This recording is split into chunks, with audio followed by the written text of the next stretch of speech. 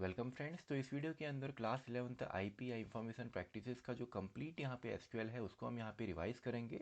अब ये वीडियो आपके लिए इंपॉर्टेंट है क्लास 11th के लिए भी और साथ ही में क्लास 12th के लिए भी, क्योंकि क्लास 12th के अंदर टर्म 2 में हमने एसक्यूएल को डिस्कस करना है, लेकिन उससे पहले बेसिक्स आपके क्लियर होनी चाहिए। तो इस वीडियो के अंदर कम्प्लीटली हम यहाँ पे प्रैक्टिकली हर एक कमांड को देखने वाले हैं एसक्यूएल के अंदर, और हम सॉफ्टवेयर यहाँ पे यूज़ करेंगे माई एसक्यूएल को।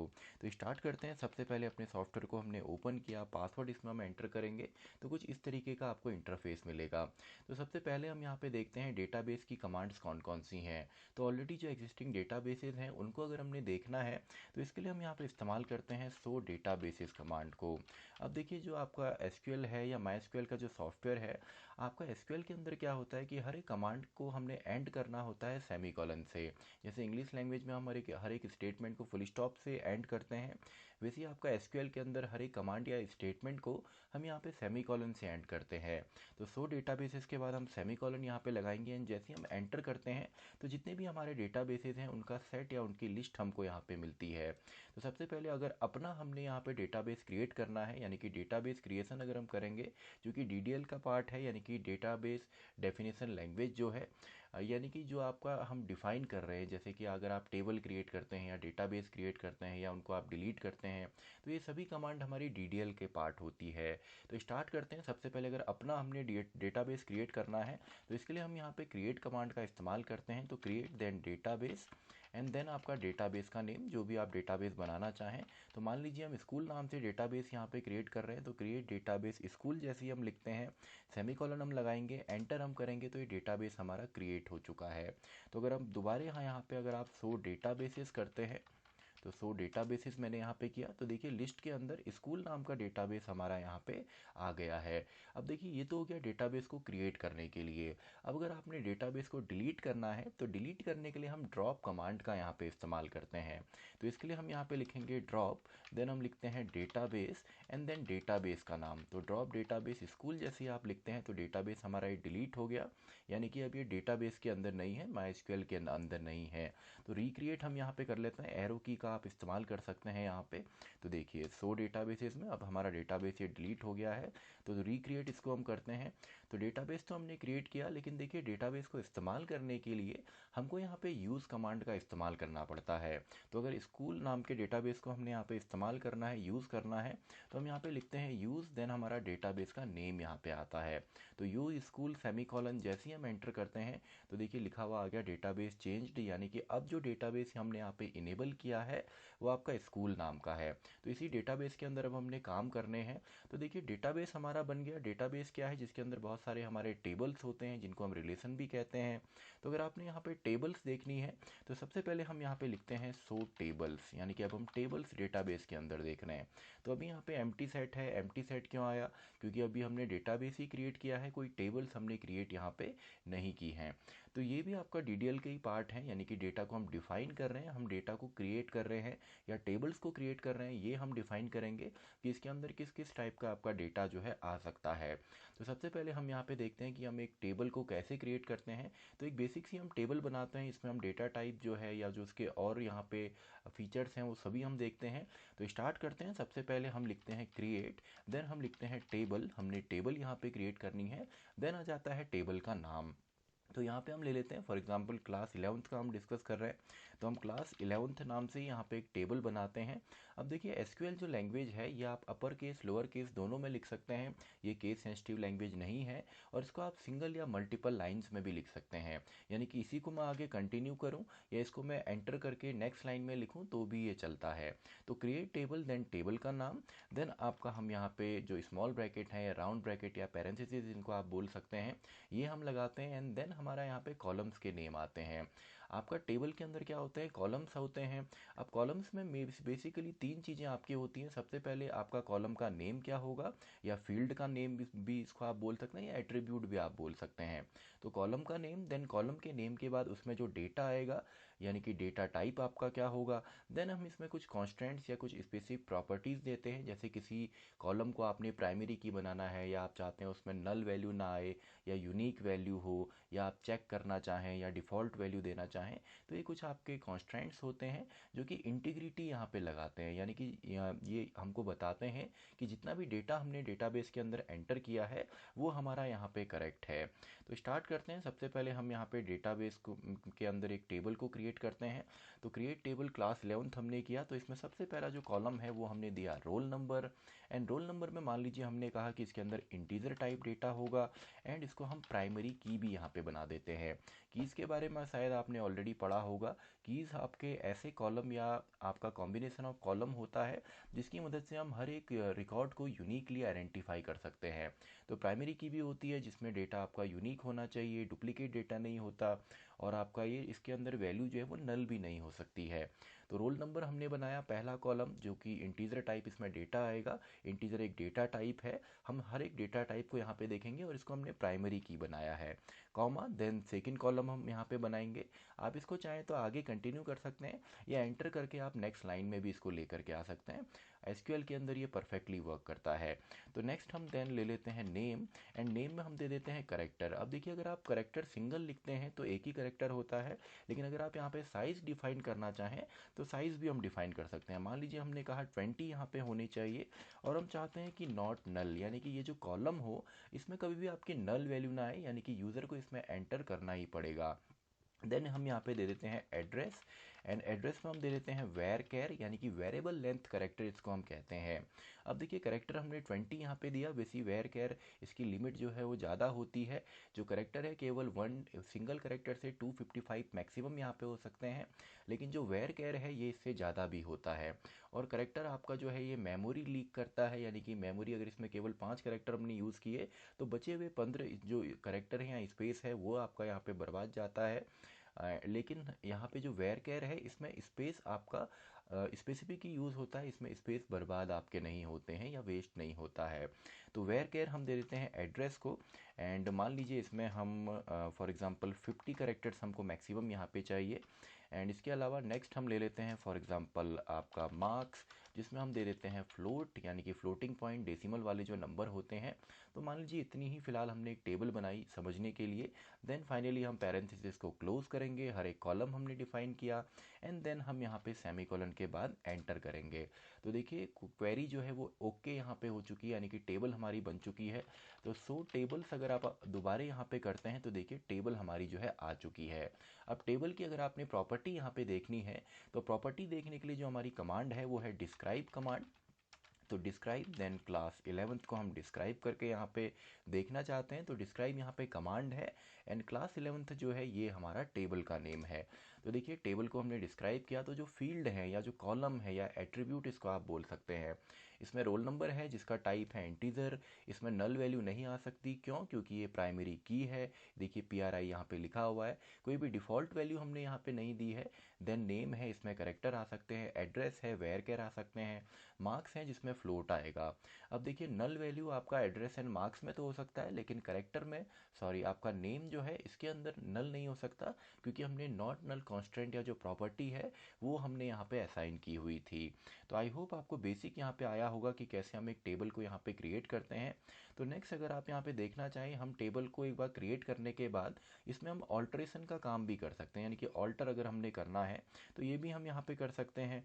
तो ऑल्टर करने के लिए मान लीजिए आपने इसमें कोई चीज़, कोई नया कॉलम ऐड करना है या डेटा टाइप चेंज करना है, ये सब भी हम कर सकते हैं। चलिए इसका एग्जांपल हम देख लेते हैं।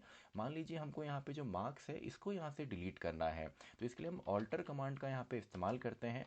तो ऑल्टर टेबल, देन टेबल का नाम यानी कि क्लास 11th हम लिखेंगे, एंड देन हम लिखते हैं ड्रॉप। एंड ड्रॉप के बाद आपको जो भी ड्रॉप करना है, मान लीजिए आपको कॉन्स्टेंट कोई ड्रॉप करना है या प्राइमरी की ड्रॉप करनी है, तो प्राइमरी की हम यहाँ पे ड्रॉप कर सकते हैं। प्राइमरी की को हम यहाँ पे ड्रॉप कर देते हैं, कॉमा हम यहाँ पे ड्रॉप कर देते हैं मार्क्स को भी। तो दो कॉलम को हम यहाँ पे ड्रॉप कर रहे हैं, यानी कि ऑल्टरेशन का काम कर रहे हैं। ऑल्टर करने का मतलब ही होता है कि एक बार अगर आपने चीज़ों को बना दिया, देन उसमें आपने कोई चेंजेज करने हैं। तो ऑल्टर करना मतलब सिंपल चेंज करना होता है।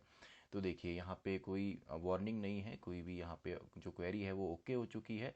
तो दोबारा अगर मैं यहाँ पे डिस्क्राइब करता हूँ, आप चाहें तो एरो की का इस्तेमाल भी यहाँ पे कर सकते हैं प्रीवियस या आगे की जो कमांड है उस पर जाने के लिए।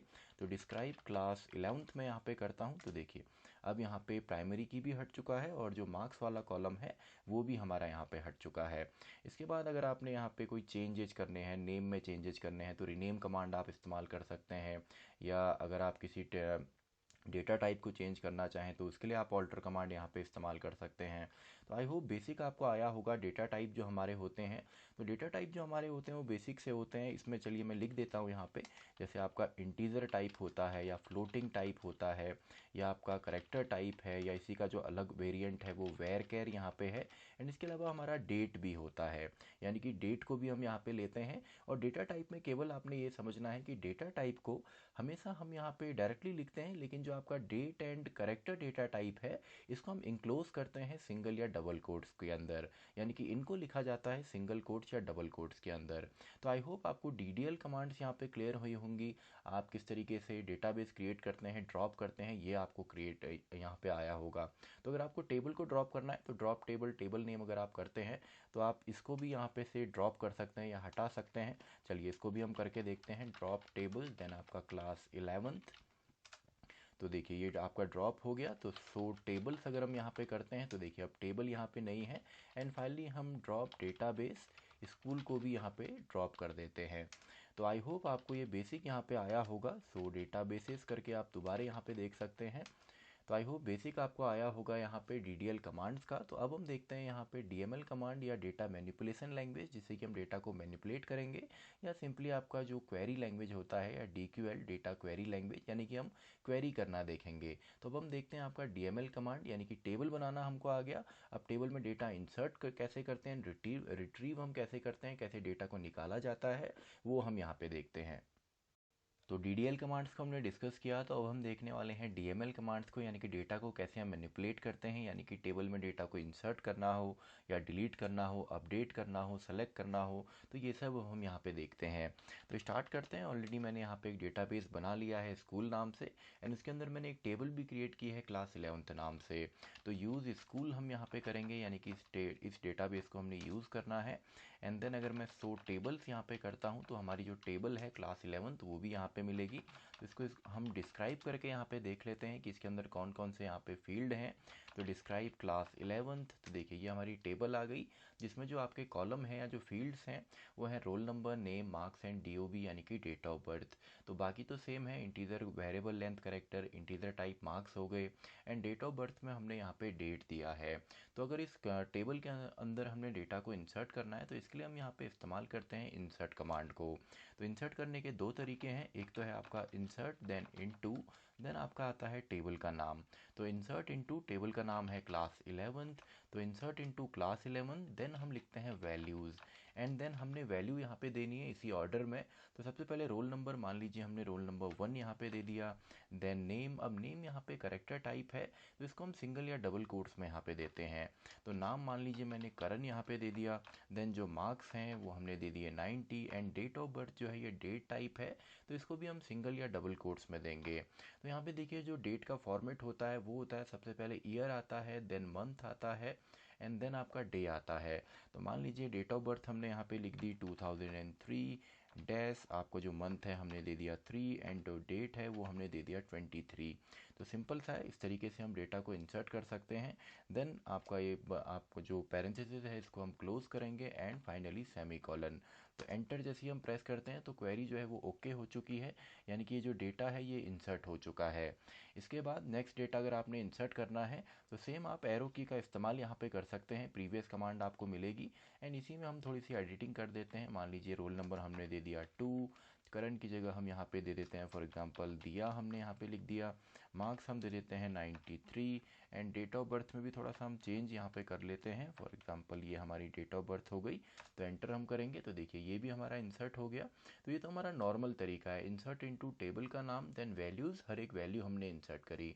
एक तरीका और है जिसमें हम स्पेसिफिक कॉलम में यहाँ पे डेटा को इंसर्ट करते हैं। तो इसके लिए हम यहाँ पे लिखेंगे insert into class 11th, and then हम यहाँ पे पैरेंथेसिस के अंदर स्पेसिफिक कॉलम्स का नेम हम लिखेंगे। तो हम दे देते हैं roll number for example, and हम दे देते हैं यहाँ पे नेम। तो हमने केवल रोल नंबर एंड नेम यहाँ पे देने हैं, एंड इनमें हमने वैल्यूज़ यहाँ पे इंसर्ट करनी है। तो रोल नंबर हमने दे दिया फॉर एग्जांपल 3, एंड जो नेम हम देते हैं फॉर एग्जांपल सिंगल या डबल कोट्स किसी का भी आप इस्तेमाल कर सकते हैं, विकास हमने लिख दिया। तो सिंपल सा है, देखिए आप किसी भी तरीके से यहाँ पे इस्तेमाल कर सकते हैं। Then semicolon and enter. तो दोनों में देखिए अंतर ये है कि पहले तो हमने कंप्लीट डेटा यहाँ पे इंसर्ट किया, लेकिन सेकंड टाइम में हमने यहाँ पे स्पेसिफिक कॉलम को इंसर्ट किया। तो जो बचे हुए कॉलम है वहाँ पे आपका बाय डिफ़ॉल्ट नल वैल्यू आती है। नल वैल्यू का मतलब होता है यानी कि वो किसी भी वैल्यू को यहाँ पे रिप्रेजेंट नहीं कर रहा है। तो अगर आपको डेटा यहाँ पे देखना है कि इंसर्ट हुआ है कि नहीं, तो वैसे तो आगे हम देखने वाले हैं सेलेक्ट कमांड, लेकिन इसको फिलहाल हम यहाँ पे देख लेते हैं। सेलेक्ट स्टार यानी कि सभी डेटा हम सेलेक्ट कर रहे हैं एज इट इज़ पूरी टेबल को, फ्रॉम देन टेबल का नाम यानी कि क्लास 11। तो देखिए ये डेटा हमारा इंसर्ट हुआ है। सबसे पहले roll number 1 Karan and marks भी हमने दिए, डेट ऑफ बर्थ भी है। वैसे ही रोल नंबर 2 एंड नेम, साथ में मार्क्स, एंड रोल नंबर 3 हमने यहाँ पे केवल स्पेसिफाई किया था 2 कॉलम्स को, तो विकास, एंड यहाँ पे नल भी हमको मिला है। चलिए एक और बार हम यहाँ पे डेटा इंसर्ट कर लेते हैं नल में। तो रोल नंबर और नेम हम दे देते हैं, वैल्यूज़ थोड़ा सा हम चेंज कर लेते हैं, for example roll number 4, and नाम हम यहाँ पे दे देते हैं फॉर एग्जांपल पूजा। तो देखिए सिंपल सा है, एंड अगर आप यहाँ पे दोबारा डेटा को देखना चाहें तो इस तरीके से डेटा आपको मिलेगा। तो आई होप आपको डेटा इंसर्ट करना आया होगा। अब देखिए इंसर्ट करने के बाद अगला जो काम होता है, काफ़ी बार हम डेटा को इंसर्ट करते हैं फिर उसको हमने अपडेट करना पड़ता है, यानी कि उसमें कोई चेंजेज हमने करने होते हैं। तो अपडेट करने के लिए जो हमारी कमांड है वो है अपडेट कमांड। तो अपडेट हम यहाँ पे कर रहे हैं, देन आता है टेबल का नेम यानी कि अपडेट क्लास 11, एंड देन हम यहाँ पे लिखते हैं सेट, ये आपका कीवर्ड है। तो अपडेट क्लास 11, हम क्लास 11 जो टेबल है इसमें हमने अपडेट करना है, और हम सेट करना चाहते हैं फॉर एग्जांपल मार्क्स को। तो मार्क्स को हम सेट कर देते हैं, set marks equals to, and marks चलिए हम 100 दे देते हैं। और अगर आप सेट मार्क्स 100 करते हैं तो सभी के मार्क्स जो हैं वो 100 यहाँ पे हो जाएंगे। लेकिन मान लीजिए हम चाहते हैं कि मार्क्स आपका जो अपडेट हो वो आपका रोल नंबर के बेसिस पे हो। तो मान लीजिए रोल नंबर 3 जो विकास है इनके मार्क्स हम 100 यहाँ पे सेट करते हैं। तो update class 11 set marks equals to 100, where जहाँ पे जो आपका रोल नंबर है वो है आपका 3। तो देखिए सिंपल सी कंडीशन भी हमने लगा दी, यानी कि पहले हमने अपडेट करना था क्लास 11 को, देन हमने मार्क्स को सेट कर दिया 100। लेकिन अगर आप चाहते हैं स्पेसिफिक हो तो आपने कोई स्पेसिफिकेशंस यहाँ पे देनी पड़ेंगी। तो रोल नंबर हमने 3 यहाँ पे दे दिया, सेमी कॉलन। जैसे ही हम एंटर करते हैं तो देखिए यहाँ पे चेंज हुआ है, रोज मैच्ड, एक रो यहाँ पे मैच हुई तो चेंज भी एक ही होगी। तो दोबारा अगर आप डेटा को देखना चाहें तो देखिए यहाँ पे अभी आपका नल था, एंड अब यहाँ पे मार्क्स जो हैं अपडेट होके 100 हो गए हैं। तो इस तरीके से आप अपडेट कर सकते हैं डेटा को। तो नेक्स्ट अब हम यहाँ पे देखते हैं कि कैसे हम यहाँ पे डेटा को आपका डिलीट कर सकते हैं। तो डिलीट करने के लिए आपकी डिलीट कमांड यहाँ पे इस्तेमाल होती है। तो इसके लिए मैं लिखता हूँ डिलीट, देन मैं लिखूंगा डिलीट फ्रॉम, देन आपका यहाँ पे आ जाता है टेबल का नेम। तो डिलीट फ्रॉम क्लास 11 अगर हम यहाँ पे लिखते हैं, अगर यहीं पे मैं सेमी कॉलन लगाऊं एंड एंटर प्रेस करूं तो इससे क्या होगा, पूरा का पूरा जो डेटा है वो डिलीट हो जाएगा। यानी कि टेबल तो रहेगी, उसकी डेफिनेशन रहेगी, डेटाबेस के अंदर टेबल आपकी रहेगी, लेकिन डेटा जो है कम्प्लीटली डिलीट हो जाएगा। तो डिलीट फ्रॉम क्लास 11 आप चाहते हैं किसी पर्टिकुलर बेसिस पे, किसी पर्टिकुलर कंडीशन के बेस पे, तो वो भी आप यहाँ पे कर सकते हैं। तो डिलीट फ्रॉम क्लास 11 वेयर जहाँ पे आपके जो मार्क्स हैं वो आपके नल हैं, वेयर मार्क्स इज़ नल, यानी कि डिलीट कर दीजिए क्लास 11 में से जहाँ पे मार्क्स आपके जो हैं वो नल हैं। तो सेमी कॉलन एंड देन हम एंटर करते हैं तो देखिए डेटा हमारा डिलीट हुआ है क्या। तो देखिए पूजा जो है इनके मार्क्स जो है नल थे, तो वो डिलीट आपका हो चुका है, यानी कि कंडीशन के बेस पे। लेकिन अगर आप केवल डिलीट फ्रॉम क्लास 11 करते तो क्या होता, कंप्लीट जो हमारा डेटा है वो डिलीट यहाँ पे हो जाता। तो आई होप आपको बेसिक यहाँ पे समझ में आया होगा कि किस तरीके से हम डेटा को यहाँ पे इंसर्ट करते हैं, अपडेट करते हैं, या डेटा को हम डिलीट कर सकते हैं। तो नेक्स्ट अब हम यहाँ पे देखते हैं कि अगर हमको डेटा को सेलेक्ट करना हो तो हम किस तरीके से करते हैं। तो इसके लिए मैं थोड़ी सी डिफरेंट टेबल यहाँ पे लेता हूँ, एक डिफरेंट टेबल में बनाता हूँ, देन उसी टेबल से हम जितने भी हमारे यहाँ पे सेलेक्टिंग का काम है वो हम यहाँ पे करेंगे। तो अब देखिए, अब हम देखते हैं कि डेटा को हम कैसे अलग अलग तरीक़ों से यहाँ पे सेलेक्ट करते हैं। तो एक सैम्पल टेबल ऑलरेडी मैंने यहाँ पे ले ली है, तो ये हमारी सैम्पल टेबल है। इसी टेबल से हम डेटा को अलग अलग तरीके से यहाँ पे रिट्रीव करेंगे। तो सबसे पहले अगर टेबल हमको एज इट इज़ यहाँ पे सेलेक्ट करनी होती है, तो कमांड ऑलरेडी मैंने लिखी हुई है। यानी कि हम लिखते हैं सेलेक्ट एंड देन हम लिखते हैं स्टार। स्टार का मतलब होता है कि कंप्लीट टेबल हमको चाहिए फ्रॉम जो भी आपका टेबल का नाम है। तो कंप्लीट डेटा हम यहाँ पे लिखेंगे फ्रॉम क्लास 11th। तो देखिए ये हमारा डेटा यहाँ पे आ गया। अब इस डेटा में कुछ कुछ जगह मैंने नल वैल्यू भी यहाँ पे दी है, यानी कि कोई भी स्पेसिफिक वैल्यू को ये रिप्रेजेंट नहीं कर रहा। तो इस तरीके से आप कंप्लीट डेटा यहाँ पे रिट्रीव कर सकते हैं। और अगर आपको स्पेसिफिक कॉलम यहाँ पे चाहिए, तो देन हम यहाँ पे लिखते हैं सेलेक्ट एंड देन कॉलम्स के नेम। मान लीजिए हमको केवल रोल नंबर एंड नेम यहाँ पे चाहिए, तो roll number comma name. And अगर कोई और भी आपको यहाँ पे कॉलम चाहिए, मान लीजिए सिटी, तो सभी कॉलम्स के हम नेम लिखते हैं। देन आपका आ जाता है फ्रॉम एंड देन टेबल का नाम, तो क्लास 11। तो देखिए यही 3 कॉलम हमको यहाँ पे मिलते हैं। देन अगर आपको स्पेसिफिक ऑर्डर में यहाँ पे चाहिए, मान लीजिए नेम पहले चाहिए देन रोल नंबर चाहिए, तो इसके लिए हम यहाँ पे लिख सकते हैं सेलेक्ट नेम एंड देन आपका रोल नंबर। एंड देन आप चाहें तो सिंगल लाइन में लिखें या मल्टीपल लाइंस में भी आप लिख सकते हैं। तो select name comma roll number, sorry roll मैंने यहाँ पे लिख दिया है, जबकि ये कंप्लीट रोल नंबर है। तो इसमें हमको ये एरर देने वाला है फ्रॉम क्लास 11th। तो देखिए अननोन कॉलम रोल ये कह रहा है, क्योंकि ये कोई भी कॉलम नहीं है। रोल नंबर हमारा कॉलम है फ्रॉम क्लास 11th। तो देखिए सिंपल सा है, पहले नेम आ गया देन आपका रोल नंबर आ गया। इसके अलावा अगर आप यहाँ पे एलियासिंग करना चाहें, यानी कि अगर आपको यहाँ पे किसी डिफरेंट नेम से चाहिए, तो वो भी आप कर सकते हैं। मान लीजिए हमको नेम को यहाँ पे एज फर्स्ट नेम यहाँ पे दिखाना है, तो इसके लिए हम कर सकते हैं select name as first name. तो नेम को हम फर्स्ट नेम के नाम से यहाँ पे देखना चाहते हैं फ्रॉम क्लास 11th। तो देखिए अब जो नेम है, कॉलम तो वही आएगा, लेकिन उसका नाम जो है हमने एलियासिंग कर दी, या एक किसी डिफरेंट नेम से उसको अगर हम देखना चाहें, तो एज कीवर्ड की मदद के बाद आप यहाँ पे डिफरेंट नेम दे सकते हैं। तो select name as first name, तो फर्स्ट नेम से ही आपको सारे नेम यहाँ पे मिलते हैं। इसके अलावा अगर आपने यहाँ पे कोई कांस्टेंट कॉलम यहाँ पे लगाना है, यानी कि स्पेसिफिक कॉलम लगाना चाहते हैं, मान लीजिए हमको रिजल्ट में चाहिए कि सबसे पहले marks then has got this much marks, तो इसके लिए हम कुछ ऐसा कर सकते हैं। हम लिखेंगे सेलेक्ट, सबसे पहले नेम एंड देन हम लिख देते हैं आपका सिंगल या डबल कोट्स में गॉट आपका, देन मार्क्स वाले कॉलम। तो सेलेक्ट नेम, नेम आएंगे देन गॉट लिखा हुआ आएगा देन मार्क्स आएंगे फ्रॉम टेबल का नाम है क्लास 11th। तो देखिए नेम करण गॉट 98, दीपक गॉट 88। तो इस तरीके से आप कांस्टेंट चीज़ भी यहाँ पे जो है ऐड कर सकते हैं। तो सिंपल सा है, बेसिक आपको आया होगा। एंड अब हम यहाँ पे देखते हैं कि ऑपरेटर्स का हम किस तरीके से इस्तेमाल करते हैं। अब देखिए ऑपरेटर जो होते हैं, जो दो वैल्यूज़ पे आपका ऑपरेट करेंगे, तो 3 तरीके के ऑपरेटर हमने बेसिकली डिस्कस करने हैं। अर्थमेटिक ऑपरेटर है, प्लस माइनस डिवाइड जिससे हम करते हैं। लॉजिकल ऑपरेटर हैं जो कि एक लॉजिक को कंप्लीट करेंगे, जैसे और है या एंड है। एंड रिलेशनल ऑपरेटर जैसे लेस देन या greater than, not equals to, ये सब भी हम देखेंगे।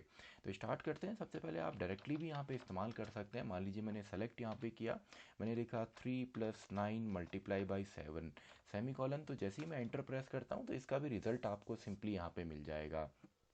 तो इस तरीके से भी आप कर सकते हैं। एज अ कैलकुलेटर भी आप इसको इस्तेमाल कर सकते हैं। ऑपरेटर का इस्तेमाल हम करेंगे।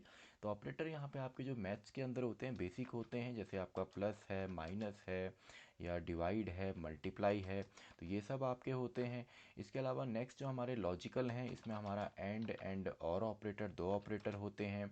एंड रिलेशनल जो ऑपरेटर हैं, जिनको हम कंपैरिजन ऑपरेटर भी कहते हैं, इसमें हमारे आ जाते हैं जैसे लेस देन है, या आपका लेस देन और इक्वस टू है, या आपका ग्रेटर देन आ गया, या ग्रेटर देन और इक्वस टू हमारा है, या हम इसको नॉट इक्वस टू कर सकते हैं। इस तरीके से देखिए नॉट इक्वस टू का सिंबल हमारा ये होता है।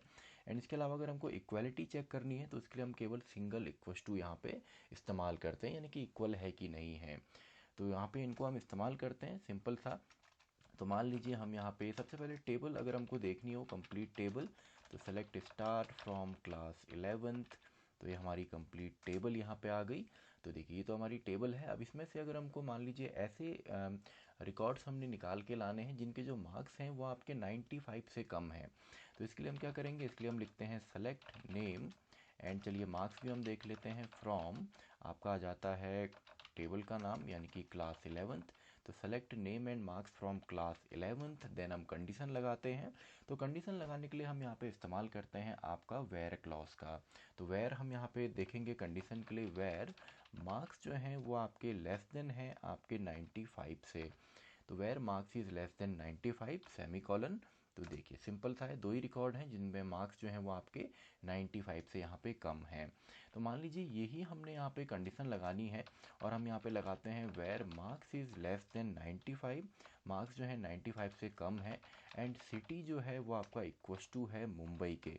तो हम अगर ये देखना चाहें कि मुंबई शहर के कौन कौन हैं, कितने रिकॉर्ड हैं, कितने स्टूडेंट्स हैं, तो इसमें दो कंडीशन हमारी ट्रू होनी चाहिए क्योंकि बीच में हमने एंड ऑपरेटर यहाँ पे लगाया है। तो मार्क्स भी 95 से कम चाहिए एंड सिटी भी मुंबई होनी चाहिए। तो देखते हैं चलिए कितने रिकॉर्ड हैं। तो एक ही रिकॉर्ड है दीपक का, तो इसको हम क्रॉस चेक कर लेते हैं चलिए। तो देखिए दीपक जो हैं इनके जो मार्क्स हैं वो 88 हैं एंड जो इनकी सिटी है वो भी मुंबई है। तो मल्टीपल कंडीशंस भी आप यहाँ पे चेक कर सकते हैं। अगर हमने यहाँ पे और लिखा होता तो और में क्या होता, या तो ये ट्रू हो या ये ट्रू हो, और अगर दोनों ही ट्रू होते हैं, दोनों ही कंडीशन सही हैं, तो भी हमको यहाँ पे रिजल्ट जो है मिल जाता। तो सिंपल सा है। आई होप आपको ये बेसिक ऑपरेटर्स यहाँ पे समझ में आए होंगे। तो इसके बाद नेक्स्ट जो हमारा यहाँ पे ऑपरेटर है उसको हम चेक कर सकते हैं नल से। तो नल एंड नॉट नल ये दो ऑपरेटर भी हमारे होते हैं जिससे कि हम यहाँ पे नल वैल्यू को चेक कर सकते हैं। तो मान लीजिए हमने रिकॉर्ड यहाँ पे सेलेक्ट करने हैं, select star from class 11th where, जहाँ पे सिटी इज़ नल, जहाँ पे शहर जो है वो नल है यानी कि शहर में कोई भी वैल्यू नहीं दी गई है। तो देखिए ऐसा एक ही यहाँ पे रिकॉर्ड है विकास का। तो अगर हम यहाँ पे सिटी इज़ नल की जगह इज़ नॉट नल लिखते हैं तो यही आपका चेंज हो जाएगा। यानी कि अभी हमने नल में देखा तो एक ही आया, तो अब अगर हम नॉट नल करते हैं तो बचे हुए जितने भी रिकॉर्ड हैं अब वो आने चाहिए। तो देखिए बचे हुए जितने भी रिकॉर्ड हैं वो सब यहाँ पे आ गए हैं। तो आप नल एंड नॉट नल को भी यहाँ पे इस्तेमाल कर सकते हैं। इसके अलावा एक हमारा यहाँ पे कीवर्ड होता है डिस्टिंक्ट, जो कि डिस्टिंक्ट चीज़ों को यहाँ पे देता है यानी कि जो डुप्लीकेट वैल्यू नहीं देता सिंपली अगर देखें तो इसके लिए हम लिख सकते हैं सेलेक्ट स्टार, सॉरी सेलेक्ट मान लीजिए हमने लिखा, देन हम लिखते हैं डिस्टिंक्ट, स्पेलिंग सही है, डिस्टिंक्ट सिटी फ्रॉम आपका क्लास 11th। डिस्टिंक्ट सिटी यानी कि जो आपका रिपीट नहीं होंगी। तो देखिए जो डिस्टिंक्ट सिटी हैं दिल्ली है, मुंबई है, नल भी दे रहा है और चेन्नई भी है। जबकि दिल्ली यहाँ पे 2 टाइम्स है, मुंबई यहाँ पे 3 टाइम्स है, चेन्नई 1 टाइम है। लेकिन डिस्टिंक्ट यानी कि अगर हमको यहाँ पे डुप्लीकेट डेटा नहीं देखना है किसी भी कॉलम में तो हम डिस्टिंक्ट कीवर्ड का यहाँ पे इस्तेमाल जो है कर सकते हैं। इसके अलावा नेक्स्ट है, अगर हमको यहाँ पे बिटवीन ऑपरेटर को यूज़ करना हो, बिटवीन आपका दो चीज़ों के बीच में यहाँ पे डेटा जो है उसको लेकर के आता है जिसमें दोनों वैल्यू भी हमारी जो है इंक्लूड होती हैं। तो मान लीजिए हमको यहाँ पे मार्क्स देखने हैं, सेलेक्ट स्टार यानी कि पूरे के पूरे रिकॉर्ड हमको चाहिए फ्रॉम क्लास 11th वेयर जो आपके मार्क्स हैं वो बिटवीन है आपके, मान लीजिए हम देखते हैं 90 and where marks between 90 and चलिए 95 कर लेते हैं। तो इन दोनों के बीच में जितने भी मार्क्स हैं तो एक ही है 93 जो रिकॉर्ड है, दिया का जो रिकॉर्ड है, तो इनके ही जो मार्क्स हैं वो आपके बिटवीन हैं यानी कि बीच में आते हैं, या 90 एंड 95 भी इसमें इंक्लूड होता है। अगर इसमें कोई रिकॉर्ड होता तो केवल एक ही रिकॉर्ड यहाँ पे हमको मिला है। इसी को थोड़ा रेंज चलिए हम बढ़ा देते हैं, 90 एंड 100 हम कर देते हैं। तो इसमें देखिए इतने सारे रिकॉर्ड हमको मिल गए। तो बिटवीन ऑपरेटर का भी हम यहाँ पे इस्तेमाल कर सकते हैं। इसके अलावा एक और हमारा जो फाइनल हमारे सिलेबस में है ऑपरेटर वो है लाइक ऑपरेटर, जो कि पैटर्न रिकॉग्निशन के लिए हमारी हेल्प करता है। अब देखिए पैटर्न रिकॉग्निशन मतलब यहाँ पे क्या होता है कि अगर आप स्पेसिफिक पैटर्न्स को यहाँ पे देखना चाहें तो इसमें दो चीज़ें आपकी होती हैं। एक तो हम यहाँ पे आपका इस्तेमाल कर सकते हैं परसेंट सिंबल को, दूसरा हम यहाँ पे इस्तेमाल करते हैं अंडरस्कोर को।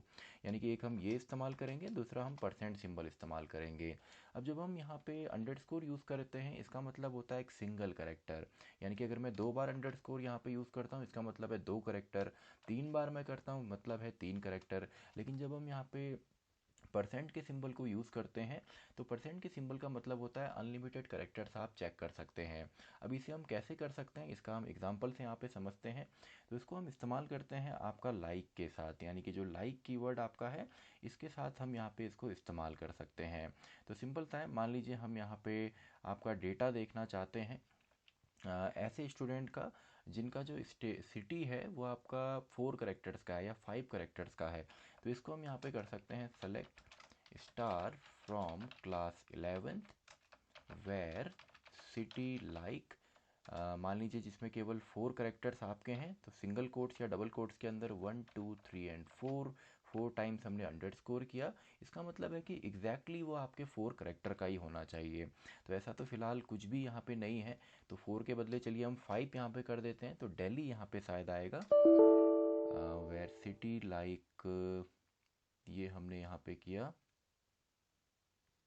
तो इसमें देखिए कुछ प्रॉब्लम यहाँ पे हो गई है क्योंकि मैंने एक ही यहाँ पे कमांड चलाई है, इसलिए एरर आई है। अब देखिए यहाँ पे where city like single command है, मैंने पूरा नहीं लिखा, तो पूरा चलिए इसको हम कर लेते हैं। Select star from class 11th where city like, single या डबल कोट्स में 1 2 3 4 एंड 5। तो अब देखिए सिंपल सा है, तो दो शहरों का नाम यहाँ पे एग्जैक्टली 5 करेक्टर का है। ऐसे ही आप नेम्स को भी यहाँ पे चेक कर सकते हैं। तो मान लीजिए फिलहाल हम पूरी टेबल यहाँ पे देख लेते हैं। तो select star from class 11th where name like. अब देखिए लाइक के बाद मान लीजिए आपको ऐसे नेम चाहिए जो एग्जैक्टली 4 करेक्टर्स के हैं, तो इसके अंदर आप 1 2 3 एंड 4 टाइम अंडरस्कोर हम यूज़ करेंगे। तो सिंपल सा है, तो देखिए दिया एंड रिया दो नाम यहाँ पे हैं।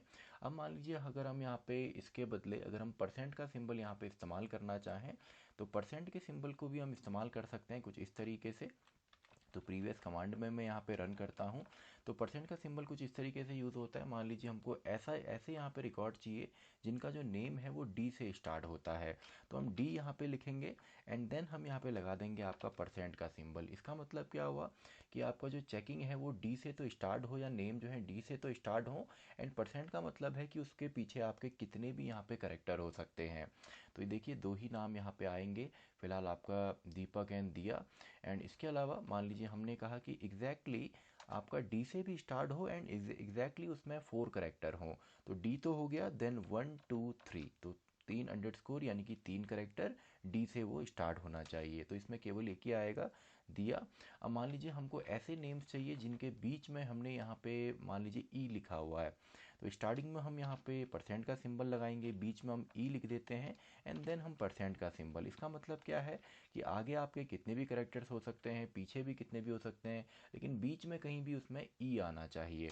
तो देखिए ऐसे हमारा दीपक यहाँ पे एक रिकॉर्ड है, जीवन एक रिकॉर्ड है।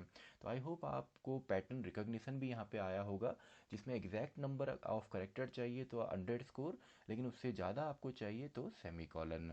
तो लास्ट टॉपिक अब हम यहाँ पे देखते हैं कि अगर हमको यहाँ पे हमारा जो डेटा है उसको अगर हमने यहाँ पे सॉर्टेड फॉर्म में देखना है, यानी कि उसकी अगर हमने सॉर्टिंग करनी है आपका किसी स्पेसिफिक कॉलम के बेस पे, तो इसको हम कर सकते हैं यहाँ पे ऑर्डर बाय क्लॉज के बेस पे।